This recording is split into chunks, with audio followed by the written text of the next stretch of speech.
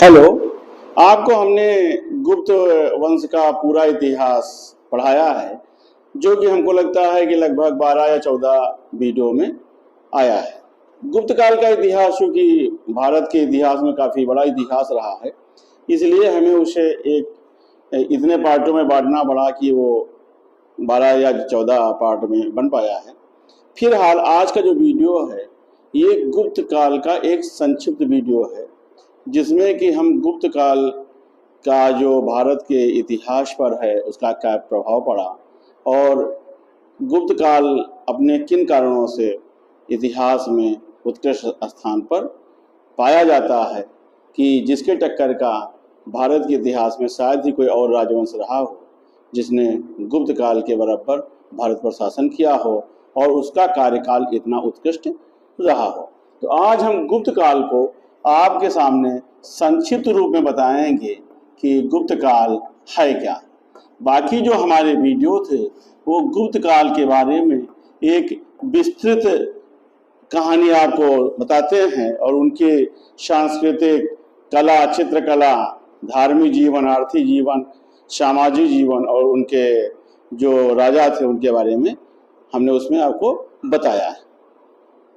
अगर हम भारत के इतिहास में देखते हैं तो भारत के इतिहास में गुप्त काल के शासकों का जो शासनकाल है वो एक ऐसे स्वर्ण युग का प्रतिनिधित्व करता है जो कि भारत के इतिहास में काफ़ी उच्च स्थान पर आसीन है। गुप्त काल में सभ्यता और संस्कृति के प्रत्येक क्षेत्र में अभूतपूर्व वृद्धि पाई जाती है और हम देखते हैं कि हिंदू संस्कृति इस काल में अपने उत्कृष्ट पराकाष्ठा पर रही है, अर्थात उसकी पराकाष्ठा का वो उत्कर्ष रहा है। गुप्त काल में चौमुखी प्रगति को ध्यान में ही रख करके इतिहासकारों ने इसे गोल्डन एज या स्वर्णकाल कहा है। ये इतना उत्कृष्ट काल रहा है, इसीलिए इतिहासकारों ने भारत के इतिहास में इसे स्वर्णयुग बोला है। इसी काल को क्लासिकल युग भी बोला गया है या इसे पेरिक्लीन युग भी बोला जाता है। तो गुप्त काल एक ऐसा काल रहा है भारत के इतिहास में जिसे स्वर्ण काल, क्लासिकल काल और पेरिक्लीन युग बोलते हैं। निश्चित रूप से इस काल के प्रतापी राजाओं ने अपने सर्वोत्कृष्ट संस्कृति के द्वारा भारतीय इतिहास के पृष्ठों में स्वर्ण स्थान प्राप्त किया होगा। मानव जीवन के सभी क्षेत्रों में इनके द्वारा प्रफुल्लता और समृद्धि का माहौल बनाया गया होगा। कुछ पश्चिमी लेखकों ने इस काल को भारतीय संस्कृति का पुनरुत्थान काल कहा है। जो विदेशी लेखकों ने कहा है उसे उन्होंने भारतीय संस्कृति का पुनरुत्थान काल कहा है कि इस काल में भारत की संस्कृति का पुनः उत्थान हुआ था।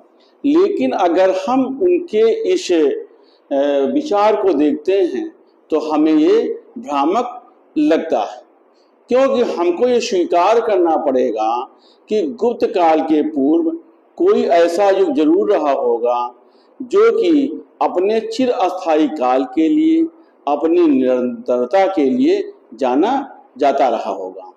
इसलिए हम ये जानते हैं कि भारत के इतिहास का जो संस्कृति है वो गुप्त काल से भी पहले काफ़ी एक लंबे समय से व्याप्त रही है और निरंतर वो बढ़ती ही रही है। चूँकि भारतीय संस्कृति का बीच में कभी कोई ऐसा ह्रास नहीं हुआ था जिसे कि पश्चिमी लेखक भारतीय काल का या भारतीय संस्कृति का पुनरुत्थान काल उसे कहते। तो क्लासिकल युग या स्वर्ण युग उन्होंने स्वीकार न करके जो इसे पुनरुत्थान काल कहा है वो उस बात से हम सभी लोग सहमत होते हैं, हमारे इतिहासकार सहमत होते हैं। हम देखते हैं कि गुप्त काल में आकर विकास की जो विचारधारा जो भारत में एक लंबे समय से चिरस्थायी रही है और निरंतर रही है, वो इस काल में आकर के अपनी पराकाष्ठा पर पहुंच जाती है। इस उन्नत को शताब्दियों के लिए एक मापदंड माना जाता है। यही कारण है कि गुप्त काल को भारतीय संस्कृति का चरमोत्कर्ष काल कहा गया है, ना कि पुनरुत्थान काल। अपनी जिन विशेषताओं के कारण गुप्त काल भारतीय इतिहास में स्वर्ण काल कहलाता है या क्लासिकल काल कहलाता है या पेरिक्लीन काल कहलाता है, वो कुछ ऐसे हैं जिनके कारण से इस काल को हम स्वर्ण काल या पेरिक्लीन काल या क्लासिकल काल कहते हैं। कौन कौन से प्रकार हैं? अगर हम देखते हैं तो जो सबसे पहला इसका कारण है कि यह स्वर्ण काल क्यों कहलाता है, तो राजनीतिक एकता का ये काल है। पहला जो कारण है ये है राजनीतिक एकता। दूसरा क्या है? महान सम्राटों का एक काल रहा है। महान सम्राट, जिसके कारण हम इसको मानते हैं कि ये काल क्लासिकल काल रहा है। श्रेष्ठ शासन व्यवस्था रही है।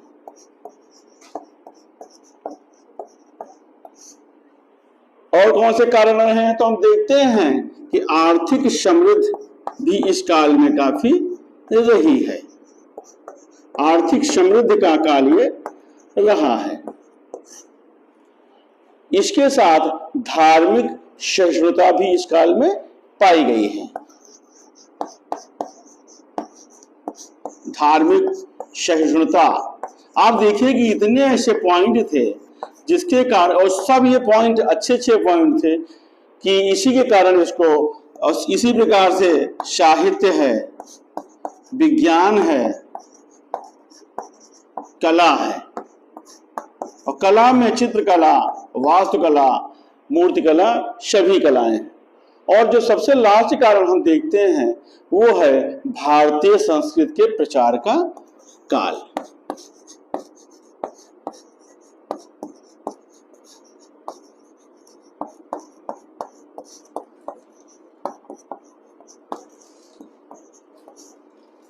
तो इतने कारण रहे हैं, और सभी कारण चूंकि उत्कृष्ट कारण हैं कि जो एक प्राचीन भारत में राजनीतिक एकता नहीं विखंडता पाई जाती थी, या कोई एक सम्राट महान पाया गया, सभी सम्राट महान नहीं थे, या किसी एक के द्वारा ही अच्छा शासन चलाया गया, उनके उत्तराधिकारी शासन को नहीं चला पाए। आर्थिक समृद्धि में देखते हैं मौर्य काल में महंगाई बहुत थी। धार्मिक सहिष्णुता की अगर कोई एक काल था तो उसने बुद्ध धर्म के लिए, जैन धर्म के लिए ही काम किया, लेकिन इस काल में धार्मिक सहिष्णुता भी दिखा। तो ये ऐसी इतने कारण जो कि केवल खूबियों से ही भरे हैं, इसी को ध्यान में रख करके इतिहासकारों ने गुप्त काल को स्वर्ण काल कहा है। राजनीतिक एकता के परिप्रेक्ष्य में अगर हम चलते हैं तो हम पाते हैं कि गुप्त युग में आर्यावर्त ने राजनीतिक एकता का साक्षात्कार किया था। भारत में मौर्य साम्राज्य के पतन के पश्चात पहली बार इतने व्यापक रूप से राजनीतिक एकता दिखाई पड़ती है। अपने उत्कर्ष काल में, गुप्त काल के उत्कर्ष काल में, गुप्त साम्राज्य उत्तर में हिमालय से लेकर दक्षिण में विंध्य पर्वत तक फैला था। इसी प्रकार पूर्व में बंगाल से पश्चिम में सौराष्ट्र प्रांत तक वो फैला था। देखते हैं कि कुछ और भी भाग थे जो गुप्त राजाओं के प्रत्यक्ष शासन के अंतर्गत आते थे। तो दक्षिणापथ का जो शासन था, जैसे वाकाटक वंश था, कुछ और ऐसे वंश थे जो उनकी राजनीतिक प्रभुसत्ता को स्वीकार करते थे। गुप्त सम्राट संपूर्ण देश में अपने शासन काल में एक छत्र शासन व्यवस्था को स्थापित करना चाहते थे। अपने पराक्रम और वीरता के कारण उन्होंने लगभग पूरे भारतवर्ष की एकता को एक सूत्र में बांध दिया था। गुप्त युग में हम देखते हैं तो देश में बहुत से भौतिक, नैतिक उन्नति अंततोगत्ता गुप्त शासकों के ही अधीन हो जाते हैं और गुप्त शासक उसके कारण अपनी राजनीतिक स्थिति को काफी सुदृढ़ करते हैं। किसी देश की जो राष्ट्रीय एकता है वो किसी एक शासक द्वारा जब एक सूत्र में पिरो दी जाती है तो वो देश राजनीतिक एकता में बदल जाता है। और यही कारण था कि गुप्त शासकों ने भारत को लगभग एक राजनीतिक सूत्र में बांध दिया था या आबद्ध कर दिया था। तो जो सबसे पहला कारण है राजनीतिक एकता, हम देखते हैं कि भारत में गुप्त शासकों ने राजनीतिक एकता को काफी मजबूत किया था। दूसरा क्या है, महान सम्राट। अगर इस पॉइंट पर हम जाते हैं तो गुप्त युग में हम देखते हैं कि उन्होंने अनेक महान यशस्वी सम्राटों को भारत को दिया था, जिन्होंने अपनी विजय के द्वारा एक छत्र शासन को स्थापित किया था। चाहे वो चंद्रगुप्त प्रथम रहे हो जो कि इनका मूल शासक था, जिसने एक छोटे से प्रांत से भारत के विशाल साम्राज्य पर जिसके वंशजों ने शासन किया है, तो चाहे चंद्रगुप्त प्रथम रहे हो, चाहे समुद्रगुप्त रहे हैं जिन्हें कि भारत का नेपोलियन बोलते हैं, इसी प्रकार से चंद्रगुप्त द्वितीय रहे हों जिन्हें कि विक्रमादित्य की उपाधि से सुशोभित किया जाता है। स्कंदगुप्त रहे हों जिन्होंने हूण आक्रमण को लगभग भारत से निष्प्रभावी बनाया था। तो ये सब ऐसे शासक थे जो योग्य थे और प्रतापी सम्राट थे। समुद्रगुप्त का आदर्श संपूर्ण पृथ्वी को एक सूत्र में बांधना था, इसीलिए उसे धरणबंध भी कहा गया है। उसने न केवल आर्यावर्त के राजाओं की शक्तियों का उन्मूलन किया, बल्कि हम देखते हैं तो दक्षिण भारत तक उसने अपनी विजय पताका को फहराया है। शक, कुषाण आदि शक्तियों को भी उसने अपने समय में निष्प्रभावी कर दिया था और कई ऐसी शक्तियां थी जो उसको अपना सम्राट स्वीकार करती थी। इसी प्रकार से हम देखते हैं कि उसका उत्तराधिकारी जो कि चंद्रगुप्त द्वितीय विक्रमादित्य था, वो भी अपने पिता के समान ही एक महान योद्धा और वीर शासक था। उसने भी संपूर्ण पृथ्वी को अपना जीतने का लक्ष्य बनाया था, इसीलिए उसका जो आदर्श वाक्य उसे बोला जाता है त्रिशान विजयी जया बोल, पृथ्वी जया बोलते हैं। उसने गुजरात और काठियावाड़ के उस समय के शकों का उन्मूलन किया था। उसके प्रताप के कारण ही दक्षिण के समुद्र तट तक गुप्त साम्राज्य फैला था। इसी प्रकार से हम देखते हैं कि इनके वंश का जो एक अंतिम शासक स्कंदगुप्त था, वो भी काफी प्रतापी शासक हुआ है। उसने अपने समय में खूर जैसी बर्बर जातियों को और अन्य कई भयानक आक्रमणकारी जातियों को परास्त करके अपनी वीरता का परिचय दिया था। हूणों के साथ उसका इतना घनघोर युद्ध होता है, इसके बाद भी वो अपने भुजाओं के प्रताप से हूणों को परास्त करता है और भारत की भूमि को एक क्रूर और बर्बरकारी आक्रमण जात से बचाता है। स्कंदगुप्त ने क्रमादित्य और विक्रमादित्य जैसी उपाधियों को धारण किया था। इस प्रकार से हम देखते हैं कि गुप्त काल का जो शासन रहा है वो महान सम्राटों का शासन रहा है। इतने वीर और इतने यशस्वी शासक भारत के इतिहास में किसी एक राजवंश में सामूहिक रूप से नहीं दिखते हैं। तो प्रतिभावान शासक ऐसे रहे हैं जिन्होंने अपनी वीरता के कारण भारत के एक विशाल भूभाग पर राज्य किया था। हम इसी प्रकार से अगर गुप्तों की शासन व्यवस्था देखते हैं, श्रेष्ठ शासन व्यवस्था देखते हैं, तो हम पाते हैं कि प्रतिभावान गुप्त शासकों द्वारा जिस शासन व्यवस्था का निर्माण किया गया है वो न केवल प्राचीन भारतीय इतिहास जो कि लगभग 1500 साल पुराना रहा है, बल्कि आज के भी आधुनिक इतिहास में भी वो आदर्श की वस्तुएं कही जा सकती हैं। ये व्यवस्था हम देखते हैं गुप्तों की तो प्रत्येक दृष्टि से उदारवादी और परोपकारी रही है। अगर आप गुप्त साम्राज्य का अध्ययन करते हैं, गुप्त वंश का अध्ययन करते हैं, तो आप पाते हैं कि संपूर्ण गुप्त साम्राज्य में भौतिक और नैतिक समृद्धि का वातावरण व्याप्त रहा है। राज्य में शांति और व्यवस्था का माहौल रहा है। वहां पर आवागमन पूर्णतया सुरक्षित रहा है।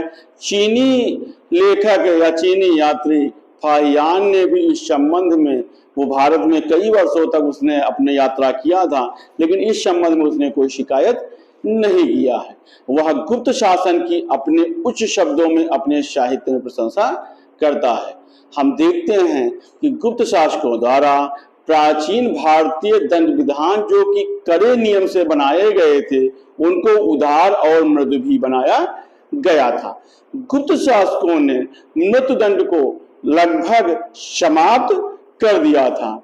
इसके बाद भी, मृत्युदंड समाप्त होने के बाद भी गुप्त शासक के काल में हम कोई ऐसे अपराध नहीं पाते हैं जो मृत्युदंड के काबिल रहे हों। अर्थात अपराध में जो है कि जब आदमी जानता है कि मृत्युदंड नहीं मिलेगा तो अपराध ज्यादा कर सकता है, लेकिन इसके बाद भी अपराध नहीं होते थे।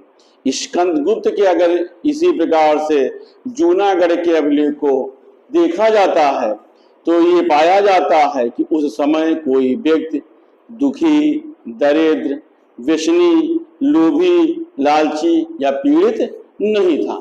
इसको देखने से लगता है कि इस युग में शांति और सुव्यवस्था को जो है काफी प्रश्रय दिया गया था।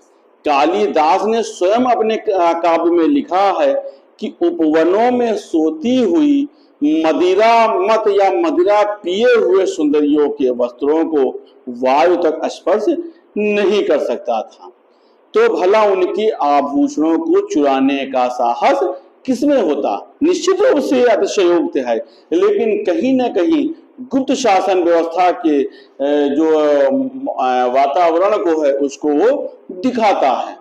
इसके काल में पुलिस या गुप्तचरों के आचरण से उस समय की प्रजा दुखी नहीं थी।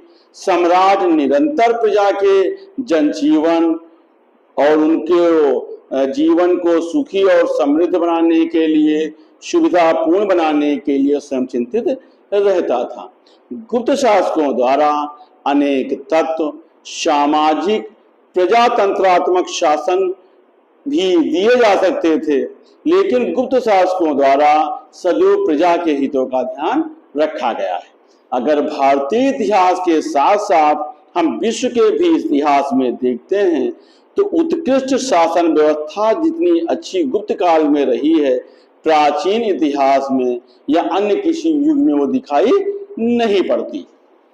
आर्थिक समृद्धि की दृष्टि से अगर हम देखते हैं तो आर्थिक समृद्धि या आर्थिक दृष्टि से भी गुप्त शासकों का जो शासन काल रहा है वो समृद्धि का काल रहा है। लोगों को जीविका का उपार्जन के लिए जो कृषि कार्य होता था, लेकिन कृषि कार्य में भी सम्राट द्वारा उन्हें कृषि की उन्नति पर ध्यान दिया जाता था। उनको बहुत ही कम कर पर सरकारी भूमि भी दी जाती थी। गुप्त काल में हम देखते हैं तो लगभग सभी प्रकार के अनाजों और फलों का उत्पादन होता था। सिंचाई की बहुत ही उत्कृष्ट व्यवस्था रही है। गुप्त काल के समकालीन लेखक कालिदास के विवरण से पता चलता है कि इस समय धान और ईख, जिसे कि गन्ना कहते हैं, इनकी खेती काफी प्रचुरता से होती थी। कृषि के साथ साथ इस समय की प्रजा व्यापार और व्यवसाय को भी करती थी और काफी उन्नत स्थिति में थे। संपूर्ण गुप्त शासन में राज्य में अनेक व्यापारिक श्रेणियां रही हैं, उनके संगठन रहे हैं जिन्हें कि निगम बोलते थे। पाटलिपुत्र, उज्जैनी, वैशाली, दसपुर, भड़ौच इस काल के प्रमुख व्यापारिक नगर रहे हैं। भट्टिच और ताम्रलिप्त इस काल के प्रमुख बंदरगाह रहे हैं। गुप्त काल में हम देखते हैं तो स्थल और जल दोनों ही मार्गों से व्यापार होता था। गुप्त शासन में उस समय भारत का व्यापार अरब, फारस, मिस्र, रोम, चीन और दक्षिण पूर्वी एशिया के अन्य कई देशों से होता था। उस समय ऐसे देशों में, भारत के बाहरी देशों में भारतीय वस्तुओं की मांग काफी प्रचुर मात्रा में होती थी। कालिदास ने स्वयं बताया है कि चीनी रेशमी वस्त्र, चीनांशु जिसे बोलते हैं, उसका भी भारत में प्रचार रहा है या होता था। जलीय व्यापार के लिए इस समय बड़े बड़े जहाजी बेड़ों का निर्माण कार्य किया गया था। जावा के बोरोबुदुर स्तूप के ऊपर जहाजों के बड़े बड़े जो चिन्ह मिलते हैं वो इस बात के सूचक हैं कि भारतीयों ने बड़े बड़े जहाजों के द्वारा जावा में प्रवेश किया था। उस समय के सुप्रसिद्ध कलाविद आनंद कुमार स्वामी के शब्दों में गुप्त शासन जो है भारतीय पोत निर्माण के लिए सबसे उत्कृष्ट काल रहा है, अर्थात इस काल में सबसे अधिक पोतों का निर्माण किया गया था और बड़े बड़े पोत बनाए गए थे। जबकि उस समय भारत ने इन्हीं पोतों के द्वारा पेगु, कंबोडिया, जावा, सुमात्रा और बोर्निया में अपने उपनिवेश स्थापित किए थे। चीन, अरब और भारत से भी भारत के उस समय काफी व्यापारिक संबंध रहे हैं। तो इस प्रकार से हम देखते हैं तो गुप्त शासन अपने आर्थिक समृद्धि के लिए भी जाना जाता है, अर्थात भारत उस समय काफी आर्थिक रूप से समृद्धशाली रहा है। अगर धार्मिक सहिष्णुता के दृष्टि से आप गुप्त शासन को देखते हैं तो हम देखते हैं कि गुप्त राजाओं का जो शासन काल था वो वैष्णव धर्म की उन्नति का काल रहा है।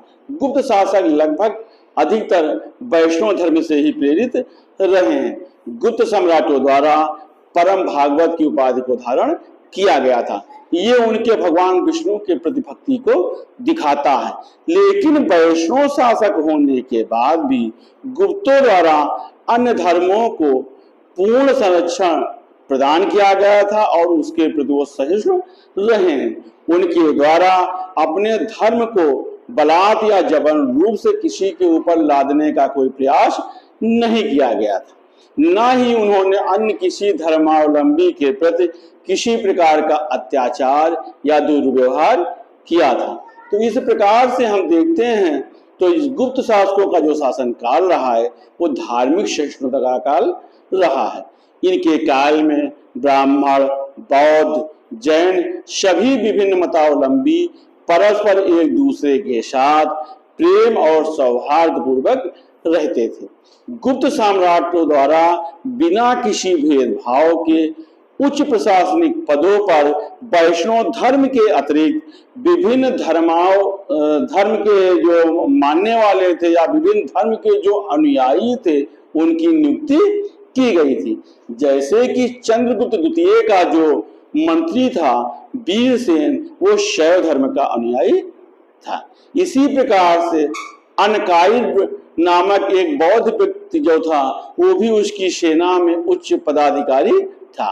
सांची के अभिलेख से हमको पता चलता है कि उसने काकनाद बोट नामक एक बिहार को एक गांव और 25 दीनारे दान में दी थी।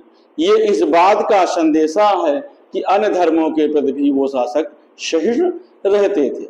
कुमार गुप्त प्रथम के समय में बौद्ध एक व्यक्ति था मुद्द मित्र, जिसने कि भगवान बुद्ध की मूर्ति स्थापित कराई थी।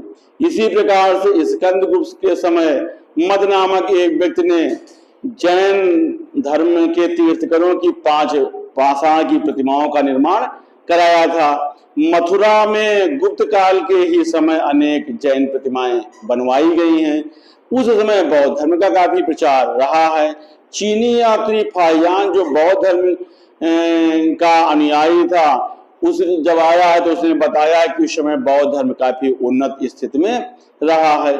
उसने अपने समकालीन सम्राट के धार्मिक सहिष्णुता की स्वयं प्रशंसा किया है। उसने खुद बताया है कि उस समय पर कोई भेदभाव नहीं होता था, सभी शांति और सुख पूर्वक निवास करते थे।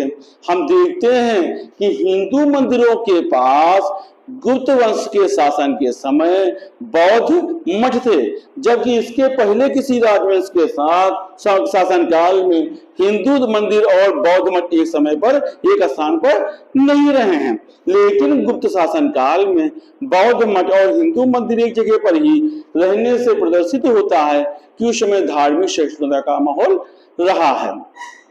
बुद्ध प्रतिमा के समीप जैन धर्म की प्रतिमाएं रही हैं, तो हम देखते हैं कि गुप्त सम्राटों के विशाल हृदय, उनके उदार जो मन थे, वो जैन, बौद्ध और हिंदू धर्म सभी के लिए समान थे।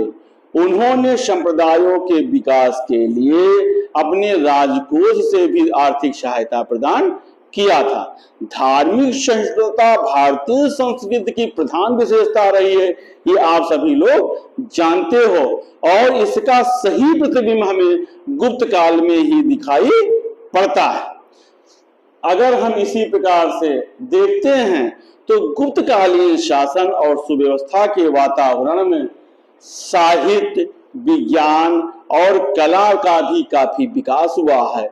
साहित्य, विज्ञान और कला के विकास में ये काल चरमोत्कर्ष काल रहा है।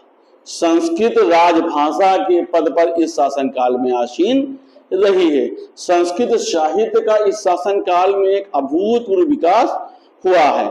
गुप्त सम्राट स्वयं संस्कृत के अच्छे ज्ञाता रहे हैं। उन्होंने अपनी राज्यसभा में उच्च कोटि के विद्वानों को संरक्षण प्रदान किया था। महान कवि और नाटक कालिदास इन्हीं गुप्त शासकों के ही समकालीन रहे हैं, जिनकी रचनाएं आज भी संस्कृत साहित्य में अपनी बेजोड़ रचना के लिए जानी जाती हैं। संस्कृत के प्रसिद्ध कोशकार अमर सिंह भी इसी शासनकाल में रहे हैं। भारतीय 16 दर्शन जो हैं, जिन्हें कि षड दर्शन बोलते हैं, सॉरी 6 दर्शन, वो भी इसी काल में अधिक विकसित हुए हैं। इस काल में अनेक प्रसिद्ध दार्शनिक भी पैदा हुए हैं। गुप्त काल में ही आर्यभट्ट और बाराहमिहिर जैसे प्रसिद्ध गणितज्ञ और ज्योतिषाचार्य उत्पन्न हुए हैं, जिनकी रचनाएं आज भी प्राचीन विश्व के विज्ञान को भारत की महानतम देश के रूप में प्रस्तुत करती हैं। अगर हम देखते हैं तो सर्वप्रथम आर्यभट्ट ही एक ऐसे वैज्ञानिक थे जो कि भारतीय थे और जिन्होंने इस बात को बताया था कि पृथ्वी अपनी धुरी पर परिक्रमा करती है और सूर्य के चारों ओर घूमती है। तो हम देखते हैं कि साहित्य और विज्ञान की उन्नति के साथ साथ गुप्त शासन काल में कला और स्थापत्य के क्षेत्र में भी काफी उल्लेखनीय प्रगति हासिल किया था। कला के विविध पक्ष जैसे देखते हैं, तक्षण है, चित्र है, वास्तु है, तक्षण का मतलब मूर्ति कला है, या अन्य जो है, वो इस काल में इनका सभी का सम्यक रूप से विकास हुआ था। इस काल में आध्यात्मिक शालीनता और भारतीयता वाली कला हमको दिखाई पड़ती है, जैसे कि भूमिरा और नचना के शिव पार्वती मंदिर, सारनाथ और मथुरा के बुद्ध की मूर्तियां, विष्णु की मूर्तियां, अजंता की चित्रकलाएं निश्चय रूप से भारतीय कला के इतिहास में वो स्थान दिखाती हैं जिसकी समकक्षता आज भी कोई नहीं कर सकता है। अजंता की गुफाओं के कुछ चित्र इतने सजीव दिखाई पड़ते हैं जिनको देख करके आपके हृदय में करुणा की भावना उत्पन्न होती है। भारतीय ही नहीं, विदेशी लोग भी इन चित्रकारी या चित्रकलाओं की प्रशंसा करते हैं। इसी प्रकार से इस काल में मूर्ति कला रही हो, चित्रकला रही हो, सभी ने अपने अपने मानदंड प्रस्तुत किए हैं जिनको बाद के युगों के लोगों ने आज तक हासिल नहीं कर पाए हैं। हम देखते हैं कि गुप्त काल में उनके आदर्श को आज भी हम जो उनकी रचनाएं दिखती हैं, उनकी समानता आज का भी इतिहास नहीं कर पाता है। यही कारण रहा है कि भारतीय कला की सर्वोत्कृष्ट रचना गुप्त काल में ही रही है।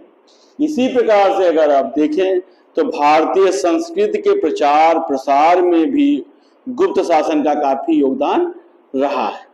गुप्त युग से पहले कुछ उत्साही लोगों ने मध्य और दक्षिण पूर्वी एशिया के कुछ भाग तक अपने उपनिवेश स्थापित किए थे, लेकिन गुप्त काल ने काफी दूर तक, चाहे वो चंपा क्षेत्र रहा हो, जावा रहा हो, सुमात्रा रहा हो, बोर्निया रहा हो, वर्मा रहा हो, वहां पर इन्होंने अपने मतलब उपनिवेश को पहुंचाया था और अपनी संस्कृति को पहुंचाया था। इसी प्रकार से मध्य एशिया में खोतान, कूचा हिंदू संस्कृत, ये सभी उस समय के प्रमुख केंद्र रहे हैं। आप सोचिए कि कालिदास को इन सभी द्वीपों का ज्ञान रहा है, तो इन द्वीपों के शासकों ने अपने को भारतीय जो वंशज मानते हैं, तो ये निश्चित रूप से कहीं ना कहीं भारतीय संस्कृति से ही प्रभावित रहे होंगे।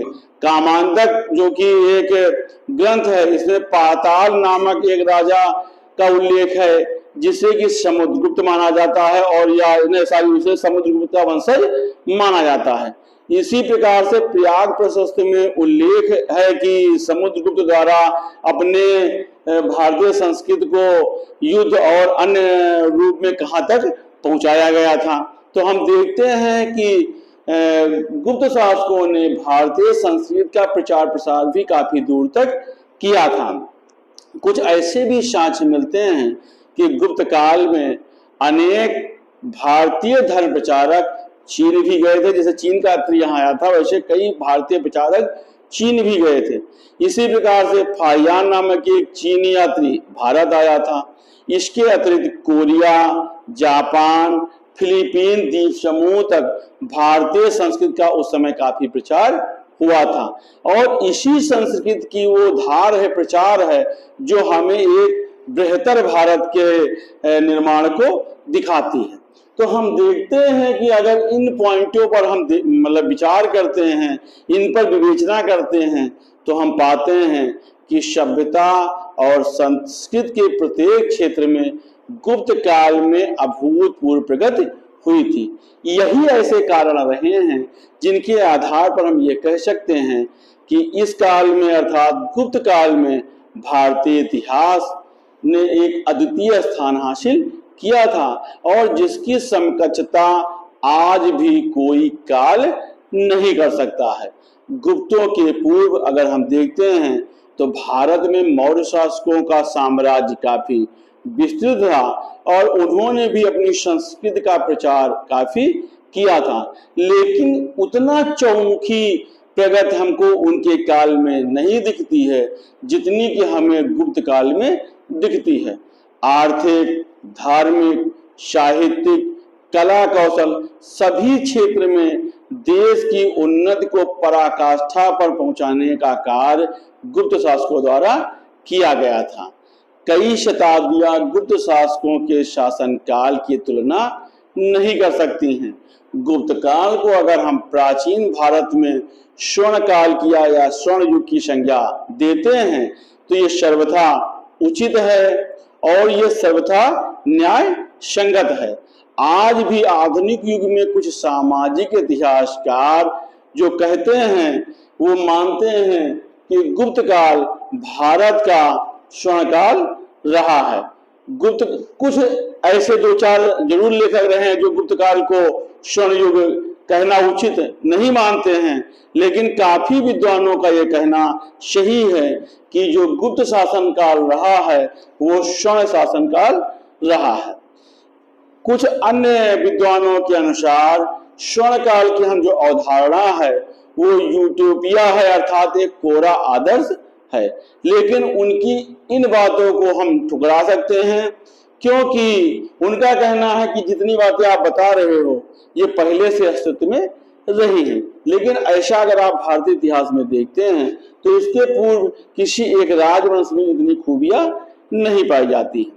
गुप्त काल में उच्च वर्ग और निम्न वर्ग के जीवन स्तर में भारी अंतर जरूर था, ये कुछ लेखक कहते हैं, लेकिन आप देखें तो सभी प्रजा के लोग सुखी थे, उनको स्वतंत्रता हासिल थी और लगभग वो अपने सुख के या अपने जीवन जीने के सभी कार्य करने की स्थिति में रहे हैं या समर्थ रहे हैं। तो इस प्रकार से अगर हम देखते हैं तो भारतीय इतिहास में गुप्त काल को स्वर्ण काल कहना कोई गलत नहीं है। आप स्वर्ण काल का इससे अर्थ निकाल लो कि क्या उस काल में चारों तरफ से सोना बरसता था या चारों तरफ उसमें खूब दूध बरसता था।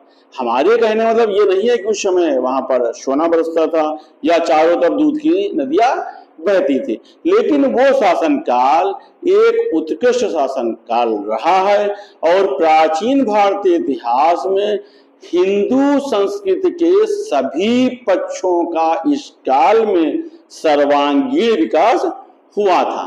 गुप्त काल जो है अन्य काल की अपेक्षा निश्चित रूप से उत्कृष्ट है, क्योंकि कला, साहित्य, दर्शन, विज्ञान में इसने जो दिया आज भी कई राजवंश उस स्तर तक नहीं पहुंच पाए हैं।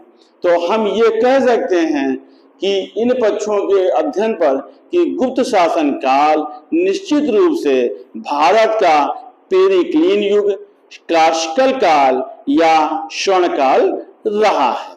इसी के साथ हमारे गुप्त काल के शासन का अध्ययन समाप्त होता है और अगले वीडियो में हम आपको दक्षिण भारत की कुछ राजनीतिक शक्तियों से परिचित कराएंगे, जिसमें कि सबसे पहला टॉपिक जो होगा वो होगा वाकाटक वंश। धन्यवाद।